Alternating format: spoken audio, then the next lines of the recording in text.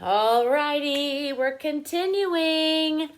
You saw me, I should say, yesterday, the day before, and the day before that.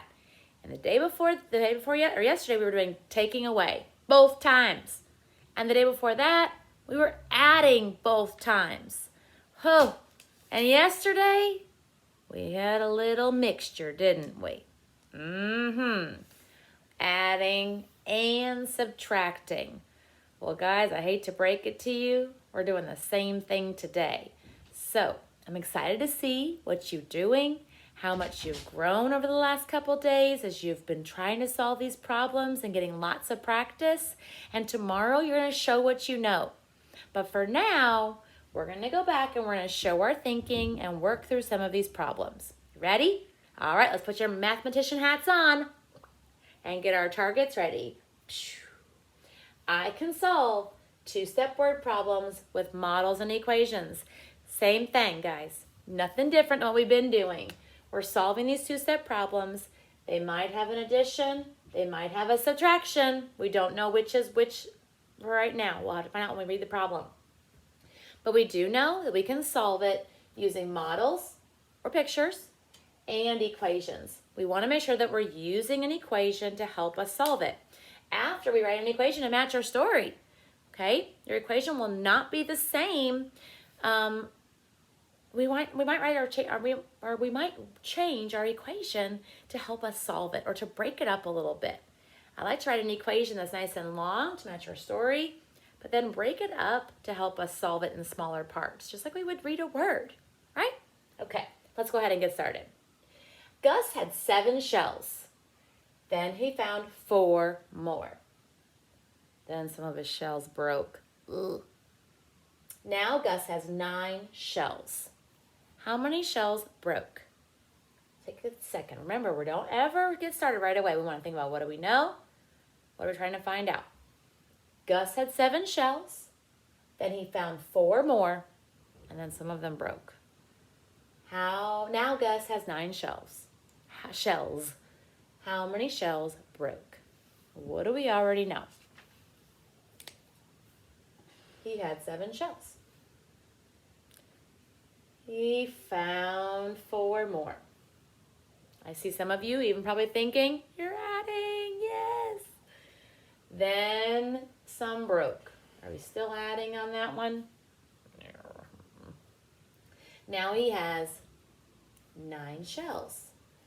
What equation might we write to match this? Remember, if you're at home, please feel free to pause me and then start me back up as soon as you're ready. I want to make sure that your second grader has their equation written before they come back to this. All right. Gus had 7 shells, and then what are we going to write? He found 4 more, plus 4. Then what are we going to do? Some broke. So we're going to take away, but do we know how many we're going to take away? No, we don't. But we do know what? He has 9 shells. So what can we do first?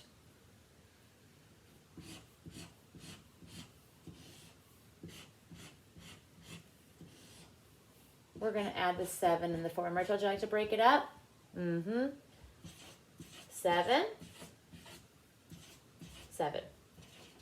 1, 2, 3, 4.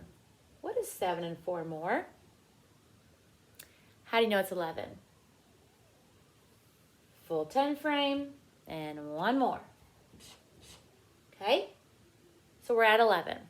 I give it 11 right down here because that's what I have here. But now I have to do what? I've got to take away some so that I have 9 left. Absolutely. Okay? So how am I going to do this? I can only have 9 left. Yes. The other day, I circled what I knew my answer was at the end, and I saw how many were in between. And look, if I circle 9, 5, and 4, I have 2, 1, 2 left over. So how many shells broke? 2 shells broke. Yes. So if I have 11 and I take away 2, does it equal 9? Yes. 11, 10, 9. Taking away 2 gets you to 9. If I did on my number line, this looks a little bit trickier. Shall we give it a shot? Let's do it.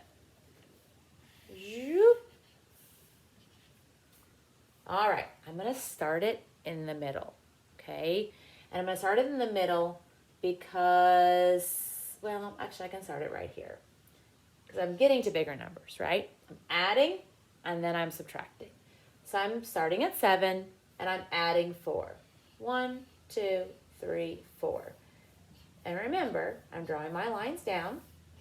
8, 9, 10, 11. It's my first jump, right? I added 4.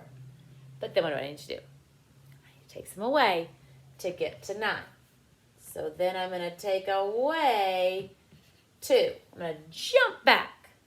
1, 2 to get to 9. And there we go. There it is.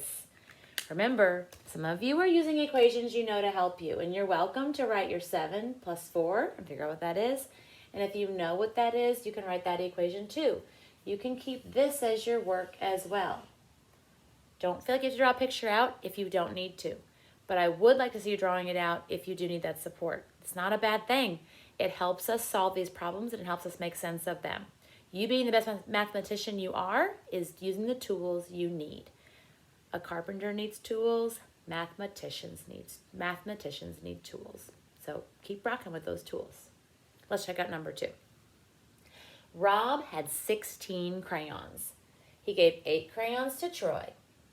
Ella gave Rob some more crayons. And now Rob has 17 crayons. How many crayons did Ella give to Rob? Rob had 16 crayons. He gave 8 crayons to Troy. Ella gave Rob some more crayons. Now he has 17 crayons. How many crayons did Ella give to Rob? That sounds very confusing. You too? Let's walk through it, okay? What do we know? He has 16 crayons. What else do we know? He gave 8 to Troy. So are we getting 8 more? Or are we giving them away? Shoo. We're giving them away. 8 of them, to be exact. Then what happens? Ella gives him some more. Do we know how many more that is? Nope. And then what do we know? He has 17. Now how are we going to solve it? Same thing as I always say. Take a minute, pause your video, solve. Whether you're using 10 frames and counters, a number line, equations you know, whatever you need to do to solve this work. Solve it and then hit play again so you can cut back with me and see if your work looks like what we're doing in the classroom. Ready? All right. I'm starting with this visual every time. I'd love to see a show of hands to see how many friends use this tool to help.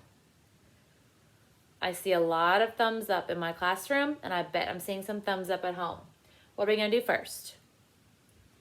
16. I can fill up this 10 frame lickety-split, can't I? 10, 11, 12, 13, 14, 15, and 16. And what am I going to do first? Yes, I'm going to take away 8. Well, I know this only has 6, so that's 6, 7, 8. When I started at 16 and I took away 8, how many did I have left?